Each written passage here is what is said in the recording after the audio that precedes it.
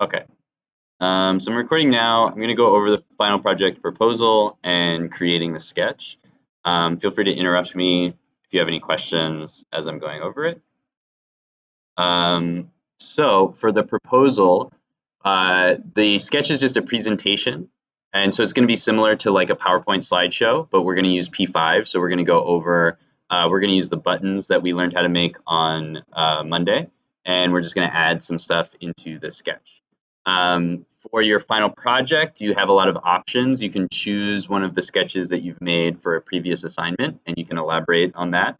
You can make something completely different if you have a different idea of something that you want to do. And if you have, if you're not sure what you want to do, you could go back and look at your old projects. You could go to the student work page on the class website and look at previous final projects or previous projects by students in past semesters, which I do need to update with a few semesters, but I haven't had a chance to do that yet. So that's one place that you can look. You can also look at the inspiration page. This has a lot of different links to web-based interactive projects. So not all of them use P5, but they're all things that could be done with P5. So there's a lot of cool stuff on here. You might find something interesting there. And if you have any questions about if your final project idea is doable, how you would do it, just let me know. We can discuss in class or send me a message and we can talk about it. So for the proposal, you just need to describe what you want to do and then talk about how there will be user interaction. So there has to be some type of user interaction, and then talk about what type of graphics you're going to use, and then anything else that you might have in your final project that you want to talk about. For the requirements for the final project, you have to use a P5 sketch. There has to be some type of user interaction. There has to be at least one external file, either an image or a sound. If you really don't have a use for one of these in your idea, let me know and we could talk about another thing that you could put in place of this one. It has to use variables. It has to use variables at least a little bit. You have to have at least one example of logic, an if statement, or some other type of logic, but most likely an if statement. And you have to use at least one loop, or there's an or here function. So you can use both, but you have to use at least one. And if you don't know exactly where you want to do that or how to do that, let me know and we can go over it. So what I'm going to do now is start my final project sketch. So I'm going to go over to the P5 editor. And I'm going to log in. I'm going to make this window a little bit bigger. And so now I'm just going to get started. So I'm going to save this final project proposal.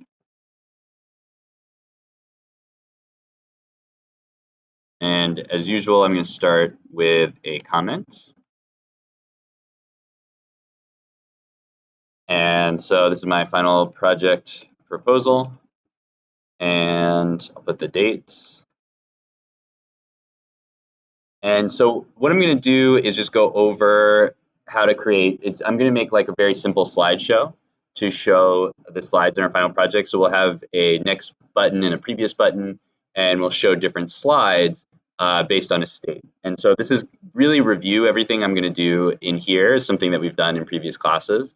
I'm also going to show some examples. I want to kind of actually show what the project is going to look like. So I'm going to make a quick description up here in my comments so I can remember, and then I'll add this description to my sketch itself. So for my final project, I'm going to make a sound sampler. So I'm just doing this as an example. You don't have to do a sound sampler. I'm using a sound sampler as an example because that's a recent project that we've done. So I'm going to make a sound sampler, and the sounds are going to be frog ribbits, and each ribbit will have a frog image. And the user will hit the keys. Okay, so user will hit keyboard keys to play samples. So I'm not actually building my final project, I'm just describing it. And I'm going to give an example of the graphics. So I'm going to find some frog images to add in here later. So the first thing that I want to do is set up some of the basic variables that I'm going to need to use. So I need a variable that's going to keep track of what slide number I'm on. And then I need some variables. Well, actually, let's just start there. So I'm going to have a slide number variable, and I'm going to start at 0 because with programming, we usually start at 0.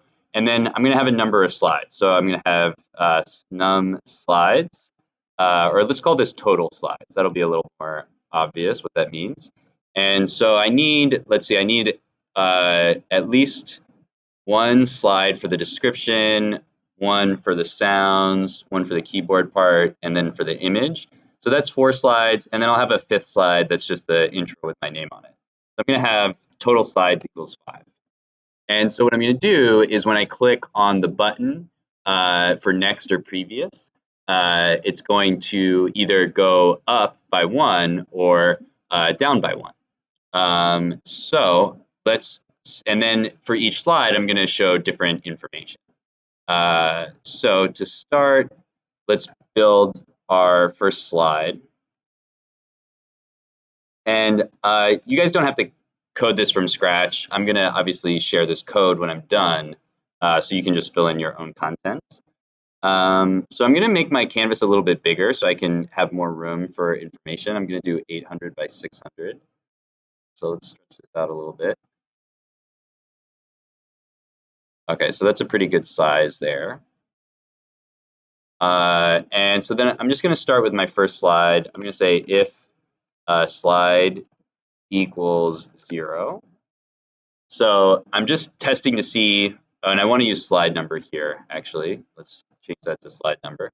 So if the current slide number is 0, which it's where it's going to start, variable slide number equals 0, then we're just going to draw the intro to our presentation. So I'm going to say project pitch intro.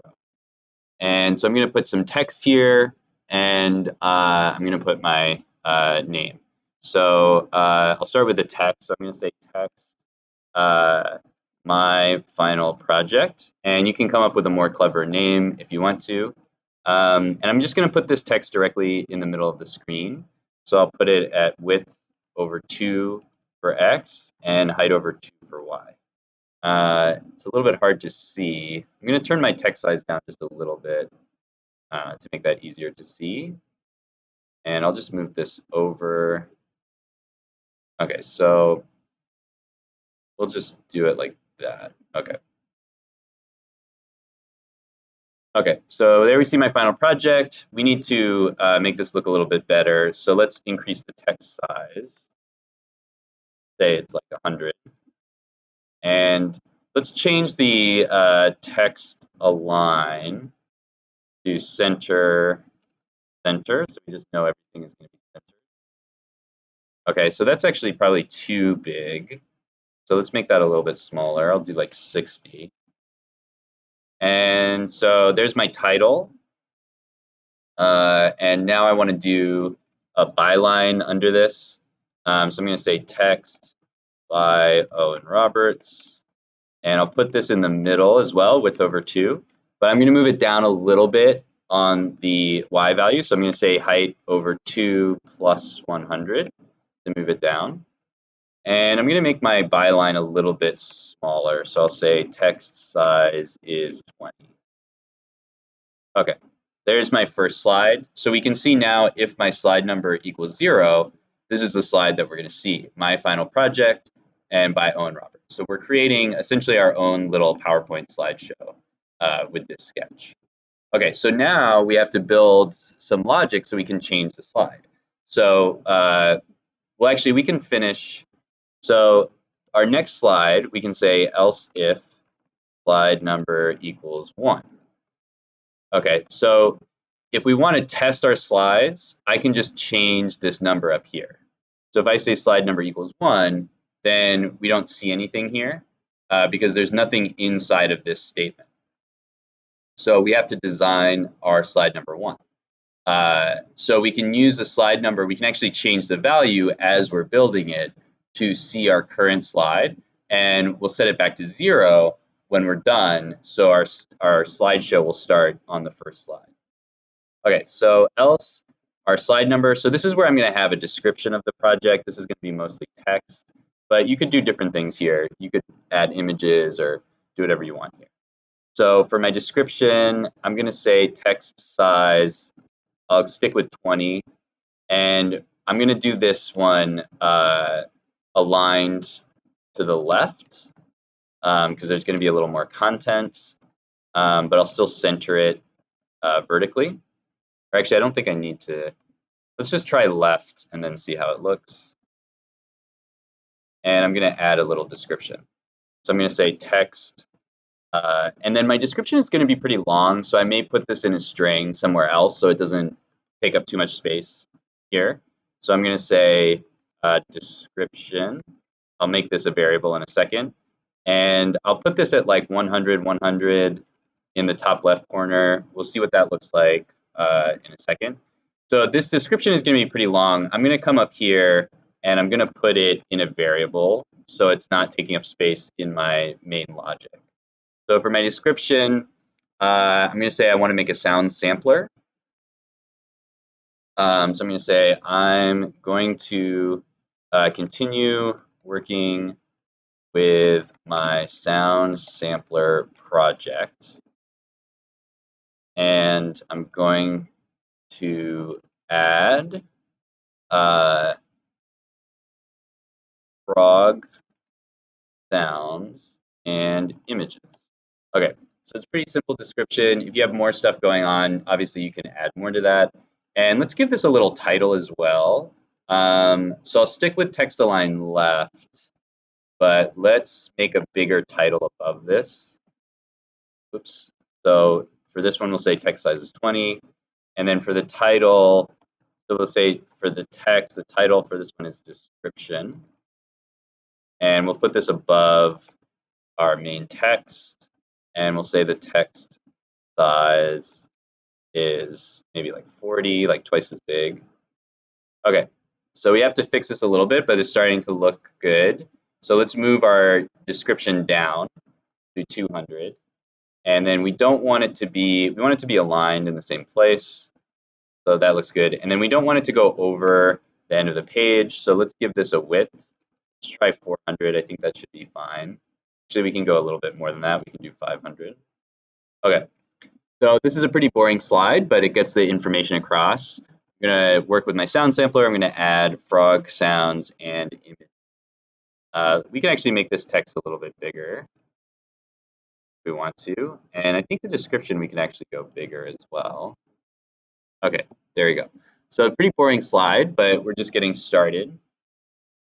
And so for our other slides, we can pretty much just copy this basic setup. I forgot to put a semicolon here. So the next thing we want to talk about is the interaction. So that's our keyboard.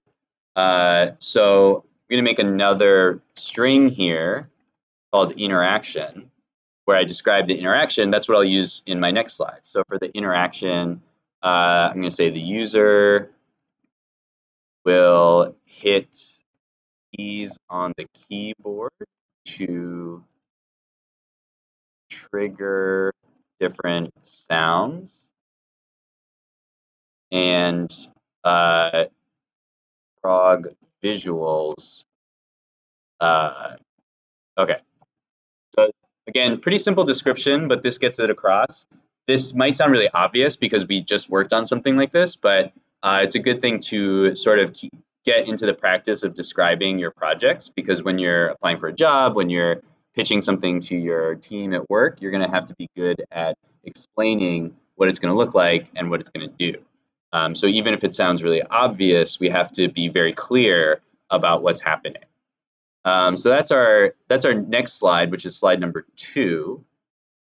So I'm just going to copy slide number 1. I'm just going to copy this whole section, starting with the else and ending with the little bracket there. And I'm going to paste it down here. And I just changed the slide number to 2. And now for description, I'm going to change this to interaction. And for my text in the main description area, I'm going to change that to interaction. And there we go. We have a new slide, interaction. The user will hit keys on the keyboard to trigger different sounds and frog visuals. I want to be clear that these are frog sounds. So I'm going to say ribbit sounds so we know what we're talking about. And so we have our title, we have our description, we have our interaction. I guess we only really need 4 slides for this one. Let's see, let's make one more slide and then see where we're at.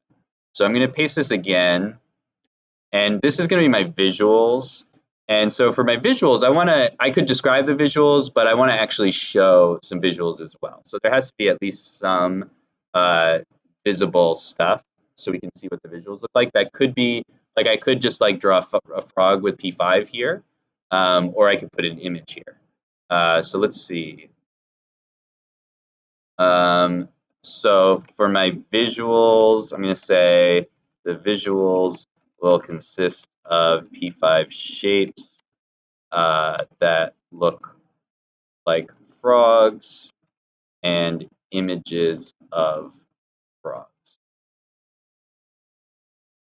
Okay, so now we have our visual slide, and we're going to put some actual visuals in here. So we're not just going to have our text. Let's change our default slide number to 3. And so let's add a frog down here. So I can do just regular P5 stuff. So I'm going to do a P5 frog here.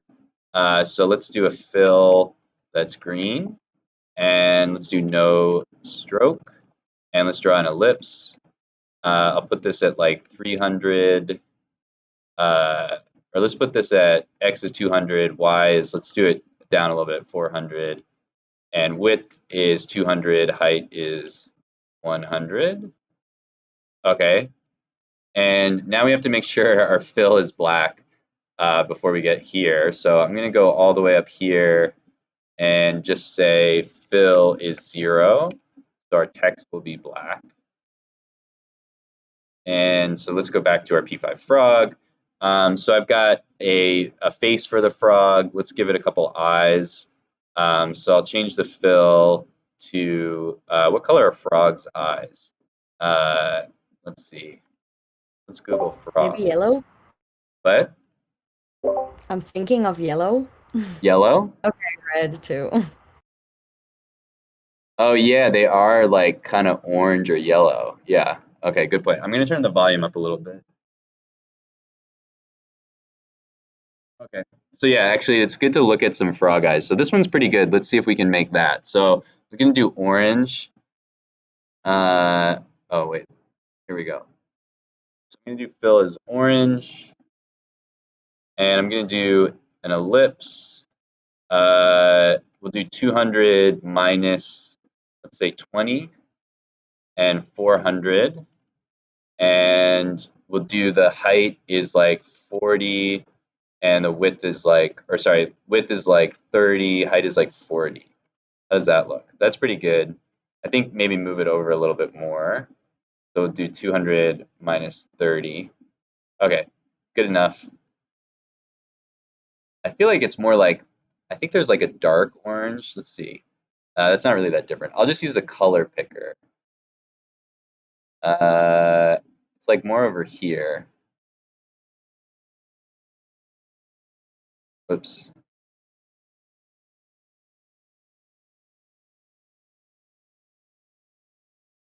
Okay, that's pretty good. So we have one eye, and then let's just move this eye to the other side. And let's put some comments in here. Eyes, head. Okay, this isn't going to be that good of a frog, but that's okay. And then we'll do a fill. So the middle of the eye is like black. So say fill 0 for black. And I'm just going to copy these two ellipses and just make them smaller. So the width will be like 20. Okay, that's pretty good. I'll make the height just a little bit less. Oh, whoops. Okay, that's pretty good. I'll make these even smaller, actually. Let's do like 12. There we go. That's cool. Okay, so we've got the eyes. Let's actually minus the y a little bit. So let's say minus 20 on y. So we move up a little bit.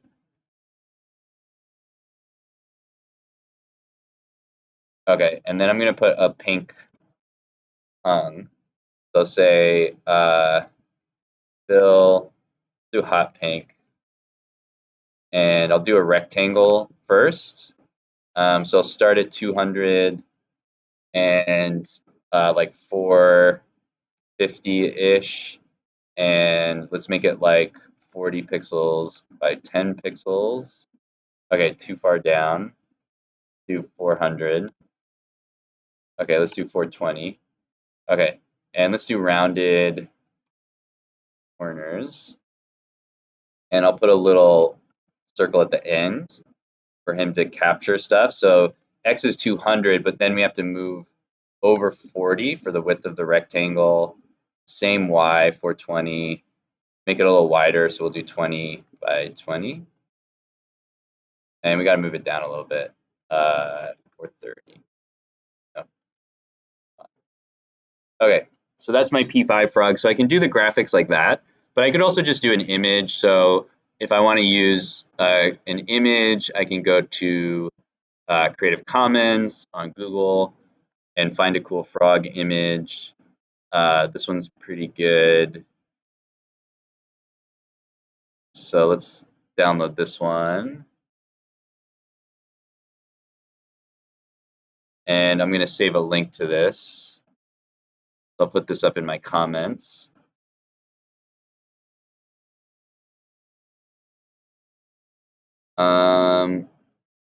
Where's the download? Here it is.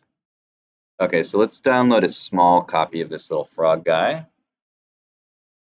So that's in my downloads folder. So I'll go to my sketch files and go to upload and just click on here to open the window. And I don't know if you can see the window, but I'm selecting the frog image from my downloads folder. And now that's uploaded. And it has a weird number for a name, so I'm just going to click and rename this. So I'll call this frog.jpg. And so then I'll go back to my sketch. And remember, I have to load my image if I want to use it. So after all my slides, let's put a little variable frog image, variable placeholder. And let's add in my preload function to preload the image. Frog image gets load image, frog.jpg. And I should probably edit out the background, but I'm not going to do that right now. So then I'll show the image of the frog image next to my P5 frog. So I'm going to do image frog image, and I'll put it at like 500, 400, something like that. Okay, a little bit too far down. Okay, that's pretty good. A little bit too far over. Let's do like 400. Okay, 350 maybe. Okay, that's pretty good. I'm just gonna leave it like that. So I've got my frog and I've got a real frog. And I think that's it for my slides. So now we just need the buttons. Okay, so I guess I only need 4 slides. So I have the description, the title, the interaction, and the images. So my total slides is actually 4. And let's turn the slide number back to 0. So now when I run this sketch, there's my project, and we can't go anywhere. So we need to make buttons to advance the slides. And so I'm going to go over buttons again. So this is a good review of like a lot of stuff that we've covered this semester. So for my buttons, I need basically a bunch of variables. The way I'm going to set this up, remember I need to have the visuals for the buttons, and I need to have those separate from the actual interaction because I only want the button click to happen one at a time. So I'm going to make some x, y's, and a width and a height. So I'm going to say variable. So I'm going to have a next button. So I'm going to have a next button x, and I'll set that. Well, actually, let's set that. Well, I'm trying to decide where to put this. I guess I'll put it in like the bottom right corner. So I'll do something like 700. We can always adjust this later. And variable next button y. That'll be a little bit up from the bottom. So the bottom is 600. So let's do 500. And then for all of my buttons, they're going to have the same width and height. So we'll say button width is 50 and variable button height equals, let's say 20. I think that'll be good. We can always come back and adjust these later. So I'm going to start with my next button, and then I'll add the previous button. So for my next button, so I need a button function to draw my buttons. So I'm going to do function button, and it takes an x, y, and they have those same width and height, so I don't need a width and height for this. So for my button function, let's just start by drawing a rectangle. So we're going to say rectangle at x and y, and then button width and button height. And for the default, let's say the stroke is 0 for black, and the stroke weight is, let's say, 2. And let's say the fill for the default is like gray. Although the background of my thing is gray, so let's do light blue. And then we need to draw some text. So we'll have the button text here. So we'll have some text with our button text, and it's going to be XY. We'll probably have to move that, but we can play with that. And we're going to do text align is center, center, and text size is like 20. Okay, so we may have to make some changes here, but let's see how well this works. So in my draw function, I'm going to collapse all of my slides, although it doesn't really let me do that. Why can't I collapse this?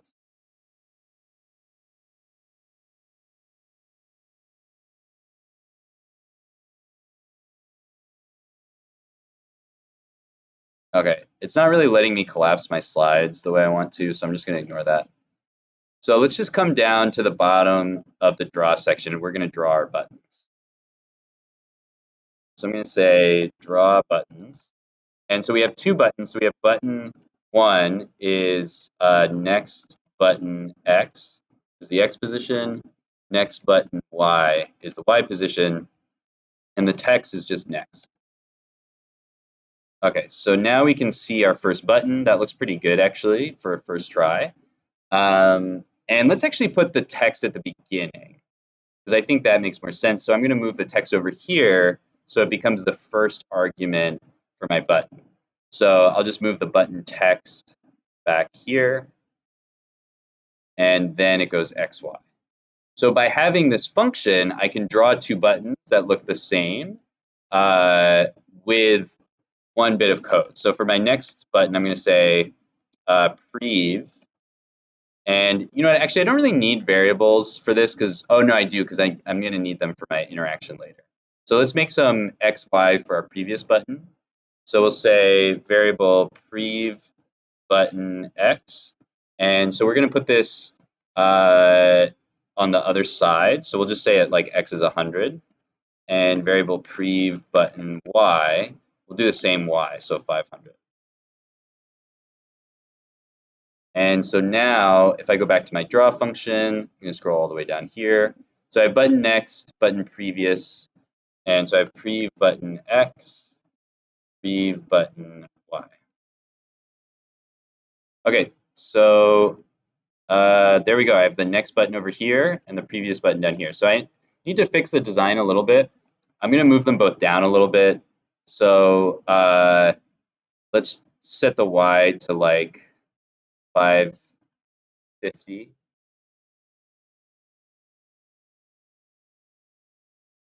Okay, that looks pretty good. And so now I obviously need to align the text better. So right now I have the button at X and the text align is centered. So we probably need, let's change the text. Let's say no stroke and fill is 0. So the text is just going to be black. And we need to move it over and down a little bit. We could actually just change this text align to the left. That's actually fine. And let's say bottom. Or okay, let's say top. That might be easier. Okay, so that aligns pretty good. It looks a little weird. So maybe let's make the button width and height a little bit bigger. So for the width, I'll do 60. And for the height, I'll do 30. Okay, that's not bad. And so I'll just move it over a little bit. And let's round our button corners. So let's say 5. Okay, that looks pretty good. So then let's just move our text over a little bit. I'll say X plus 10, Y plus 10. That's a little too much on the Y. Okay, cool. So this looks pretty decent. So remember, this is just drawing the button. So now we have buttons here, but they don't actually do anything yet. So remember, we need to use our collision detection to test if we're inside the buttons. And then if we are, that's when we're going to change the slide number. So that's the last little bit we have to do. And this is going to help us review some of our logic stuff that we did a few weeks ago. So when we created the meme that goes between memes, this is basically the same code that we did for that example. So I'm going to change a couple things in the button first. One thing I want to change is the fill. So if I hover over the button, I want to change the fill to orange so we know that we are hovering over something that we can click on. So I'm going to say if, oh, I guess we have to do, okay. So yeah, we'll have to do our rectangle detection logic for this. And we're going to have to do it twice. So remember, we talked about this on Monday. If our mouse is inside of this button, then the mouse has to be greater than X and less than X plus width. It has to be greater than Y and less than Y plus height. And the cool thing about having this button function is you're going to see it's going to apply the same way to both buttons. So if X is greater than, or sorry, other way around. If mouse X is greater than X, that's the left side of the button. And remember, I can add another condition by just doing 2 ampersands. So mouse X has to be less than X plus button width. That's the width of our button. I'm going to add some more ampersands and I'm going to move to the next line. I'm going to do the same thing. Mouse Y is greater than Y. And mouse Y is less than Y plus button height. So those always look kind of the same because we're doing the same logic there. And so if both of those things are, if all 4 of those things are true, that means our mouse is inside of our button. So let's change our fill to orange. And then if those things are not true, that's our else statement. That's where we'll put our fill is light blue. Okay, so now we get a little hover state for both of our buttons. So you probably are starting to recognize that pretty much every application that you ever use on the internet, HTML, all sorts of things use this basic same setup. And this is all you have to do to code it. You just have to look at if the mouse position, mouse X and mouse Y, is inside of our rectangle area. Okay, so now our last little bit is our logic to move our slides. So I'm going to make a new function at the very bottom, and this is our mouse pressed function. And basically what this is going to do is if we click the mouse, we're going to look to see if we're inside of a button. And if we are, we're either going to advance the slide or we're going to go backwards. Okay, so we're going to check if mouse is inside button first. And so I'm going to copy this same logic that I had here, but now I'm going to have to replace the X and Y with the next button X, the next button Y, because we're not inside the button function anymore. The button function only draws the button, but our mouse pressed function is where we actually have to decide if we're clicking on it or not. So I'm going to copy this, and I'm going to start with the next button. So I'm going to paste this in here. And so this is going to look a little bit longer. So now we're going to say if mouse X is greater than next button X. So that means that it's bigger than whatever this number is. It's inside of the next button. And then these conditions are going to be long, so I'm going to put them each on their own line.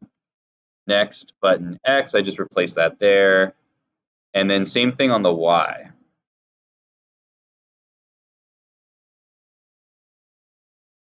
So Y, the generic button Y gets placed with next button Y. Next button Y.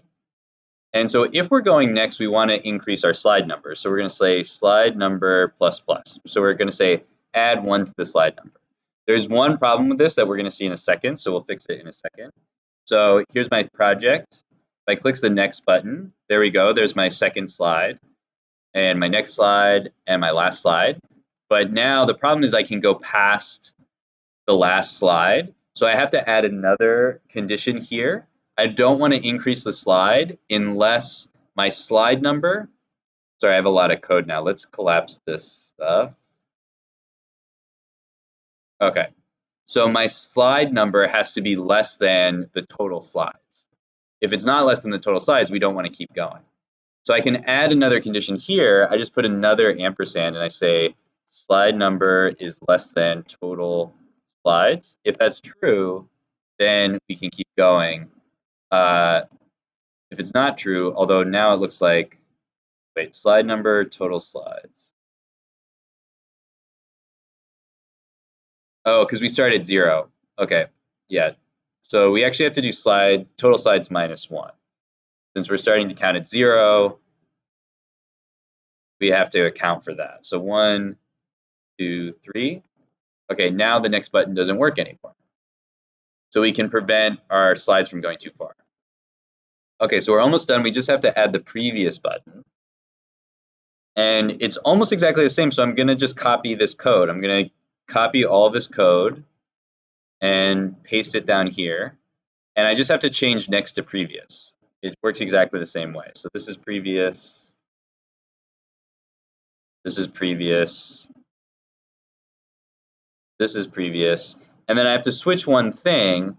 If I'm going backwards, I don't need to check if the slide number is less than the total slides. I need to check if the slide number is greater than 0. Because if the slide number is 0, then I don't want to go back anymore. Okay, so now if I press the previous button, nothing happens. If I go next, I can go to the end of my slideshow. Uh-oh, I have an error. Oh, I didn't change this to minus minus, whoops. Slide number minus minus, so we want to go backwards, not forwards. Okay, so next, next, next, minus, minus, minus. There we go. So now we have our slideshow. And so that's it. So as I mentioned, if you understood all of that and all of that made sense, then that's great. You have understood basically everything that we've learned so far this semester. That's pretty much everything except for loops. There's no loops in there, but other than loops, that's pretty much everything we've covered this semester in one little demo. If you didn't understand everything, that's fine. Programming takes a long time to learn, and you have to see it over and over and over again before it really starts to, the concepts really start to sink in. So if not everything there made sense, don't worry about it. The thing that you have to know is where to put in your own content for your own proposal. So I'm going to share this project, and you guys can duplicate the project in P5 and just add in your own content. If you want to change the style and make it look different, or if you want to code it from scratch, you're welcome to do that. But you don't need to do that. You can use my example and just add your own content. So you can change the description here. You can change the interaction. You just have to change the string here in between the quotation marks and put your own description. And then for the visuals, you can change that here. So those are all variables in the top of the program. Some of the content is inside the draw function. So if we look inside the draw function, slide number 1, you have the title of the project. You can change that if you have a different title. Obviously, you want to change your name to be your name and not my name. So that's just the title slide. For the next slide, if you want to change the description text, you can, but you don't need to. If you want to change the interaction text, again, you can, don't need to. Same with visuals. And then for the visuals, you just have to add in your actual visuals. And if you want to add more slides with more visuals, you can do that. If you want, your P5 stuff on one slide and your images on the next slide, or if you have a lot of other stuff that you want to show, you can just add more slides. So just change the total number of slides to increase and just add more else if statements. So just add another else if slide number equals 4 at the bottom, and you can add more slides to your presentation if you want to. All right, so that's it for our slideshow demo. I'm gonna share this in the voice channel chat, and I'll paste it on the video as well. So you guys can go to that link and duplicate it and start adding your own content there. I'm going to stop the recording.